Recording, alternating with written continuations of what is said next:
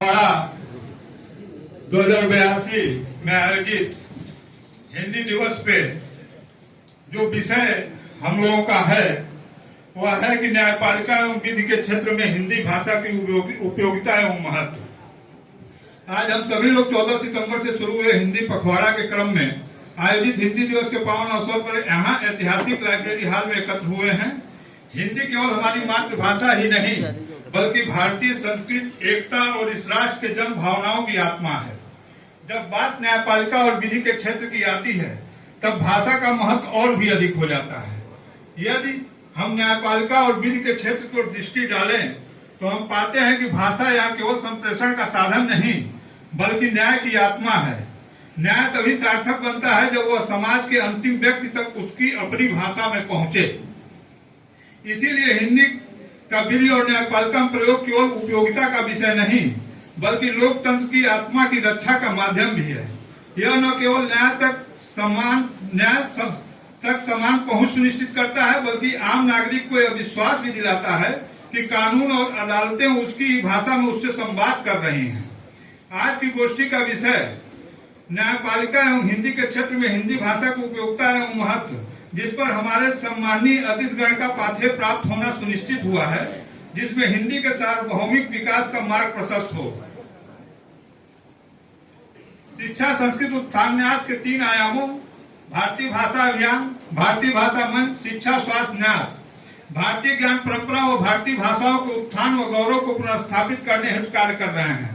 उसी के क्रम में एशिया महाद्वीप ही नहीं बल्कि पूरे विश्व के ऐतिहासिक बार एसोसिएशन व भारतीय भाषा अभियान काशी प्रांत के संयुक्त तत्वाधान में आज हिंदी दिवस पखवाड़ा कार्यक्रम गोष्ठी आयोजित है।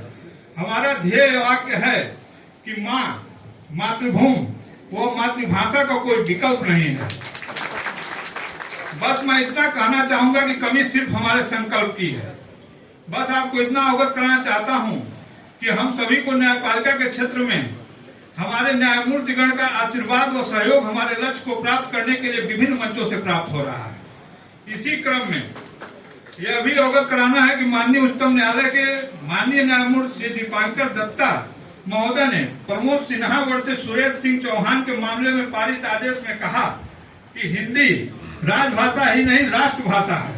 किसी भी स्वाधीन देश के चहुमुखी विकास के लिए अनिवार्य है कि वो अपनी भाषा में कार्य करे।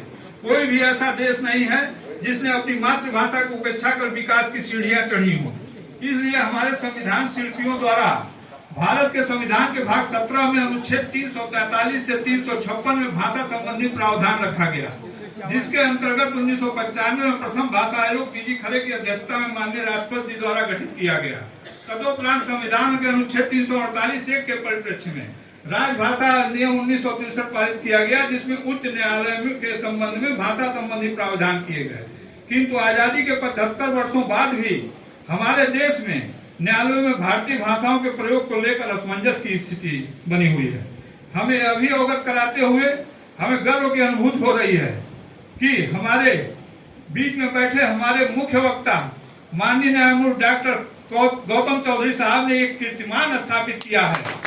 27,000 से अधिक निर्णय हिंदी में पारित करके ऐसा कीर्तिमान स्थापित किया कि जब हम लोग राष्ट्रीय सम्मेलन भोपाल में गए और जब माननीय डॉक्टर गौतम चौधरी के नाम का उद्घोष हुआ, जैसे लगा कि सीना 56 इंच नहीं 112 इंच का हो। और उसी क्रम को बढ़ाते हुए हमारे माननीय न्यायमूर्ति डॉक्टर शेखर यादव जी ने हमें जो आश्वासन दिया है, हम लोग मतलब भूल प्रशंसा करते हैं उस संबोधन का और आश्वस्त करते हैं कि अप्रैल में ऐसा स्वागत करेंगे कि ऐतिहासिक स्वागत होगा। हमें अभी अवगत कराते हुए हमें गर्व की अनुभूति हो रही है कि हमारे अभियान के वरिष्ठ सदस्य श्री सत्येंद्र कुमार त्रिपाठी जी, जो 4 बार उच्चतर न्यायिक सेवा के साक्षात्कार दे चुके हैं, उनके द्वारा भारतीय ज्ञान परंपरा के तहत विधि के क्षेत्र में मीमांसा न्याय पर आधारित लेख जो कि हिंदी भाषा में प्रस्तुत किया गया, वह शब्दशः दिल्ली विश्वविद्यालय के 6वें सेमेस्टर में पाठ्यक्रम में अंगीकृत किया गया है। इसके लिए मैं त्रिपाठी जी की भूल प्रशंसा करता हूं और इन्हीं शब्दों के साथ मैं अपने वाणी को विराम देता हूं और महासचिव जी का अभिवादन करते हुए बुलाता हूं कि अपना संचालन का कार्य